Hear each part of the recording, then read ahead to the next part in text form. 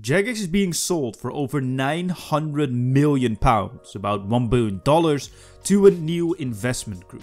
No longer are the days of Carlyle Group, now we're a part of the CVC Group.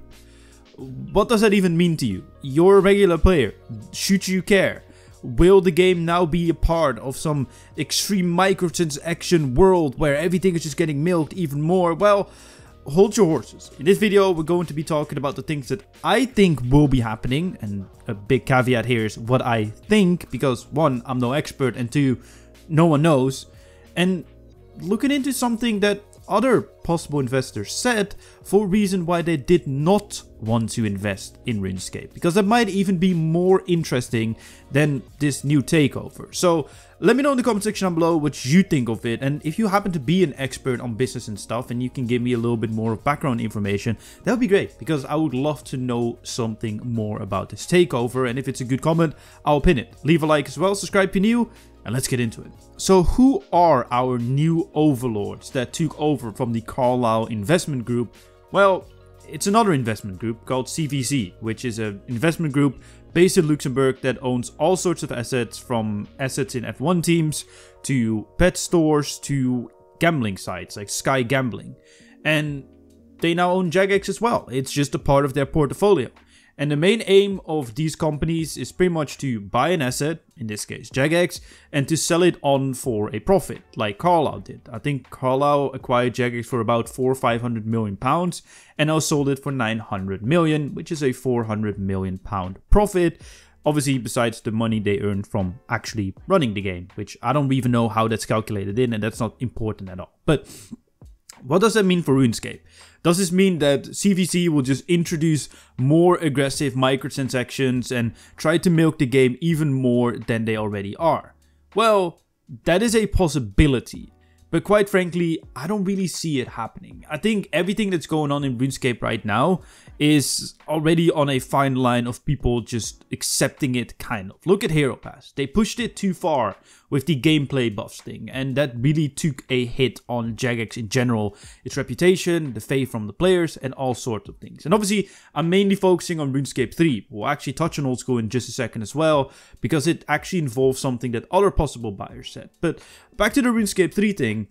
Sure, Hero Pass was a great example of what went too far. So I think they're already on the limit of what they can sell. So that is already something that is there to kind of hopefully calm me down a little bit. And yet again, this is all just me assuming from what I know, see, and feel like, right? Like, I don't know jack shit when it comes to actual facts when it comes to this stuff, because technically, they could decide tomorrow that there will be a new slot system in RuneScape that functions like a Las Vegas slot machine. Although, they can't really, because Europe is trying to crack down in general on gambling, but also especially on online gambling, and there's already very, very strict rules on things like loot boxes. There are certain games that have certain loot box systems that are just not even allowed to be played in certain European countries, like my own, in the Netherlands. So obviously, Jagex want to avoid that at all costs, because Europe is one of the biggest markets for RuneScape. So I don't think anything MTX related is going to get much worse. We might see more promos here and there, but besides that, I don't think things are really going to be changing. I think something that might be more interesting than the whole, oh, we're going to get more MTX discussion, is a quote in the article that was published by Sky News. Because that quote said the following: "Some possible buyers express concerns about uncertainty about the company's business plan and development pipeline, and were questioning the 1 billion evaluation."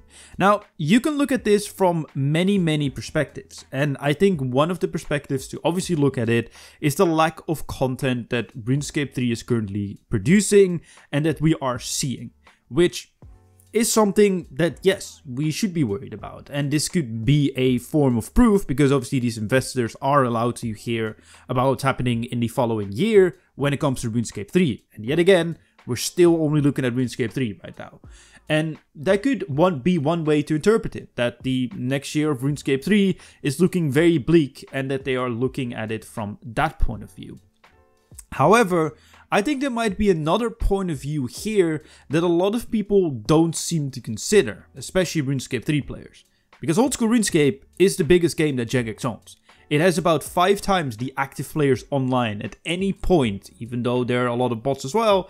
But still, numbers are numbers, and the investors do not really care about if they are bots, to a certain extent of course, or if they are not. And if you look at old school RuneScape, it's a game that has 5 times the amount of players and makes, well, it makes more money than RuneScape 3, but technically it should be making 5 times as much money as RuneScape 3, or at least twice the amount of money as RuneScape 3 does.